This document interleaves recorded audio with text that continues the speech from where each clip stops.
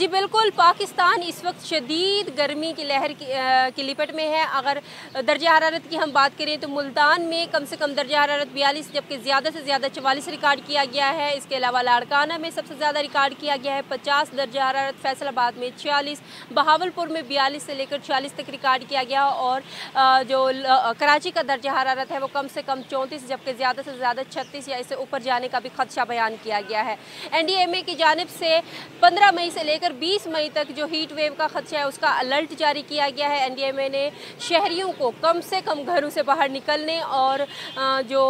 ज़्यादा से ज़्यादा पानी का इस्तेमाल है उसकी तजवीज़ दी गई है। इसके अलावा अगर शहरियों को घर से ज़रूरी काम के लिए बाहर निकलना भी पड़ता है तो सर पे ठंडे कपड़े का इस्तेमाल करें, पानी ज़्यादा से ज़्यादा इस्तेमाल करें, कोशिश करें कि धूप वाली जगह से अवॉइड करें और ज़्यादा से ज़्यादा छाँव में मौजूद रहें। इसके अलावा जो हीट वेव के खदशे के बहस जो पंजाब की अगर हम इंतज़ामिया की बात करें तो आप मेरे पीछे देख सकते होंगे कि वज़ीर आला पंजाब के अहकामात की रोशनी पे शहरों में खसूसी तौर पर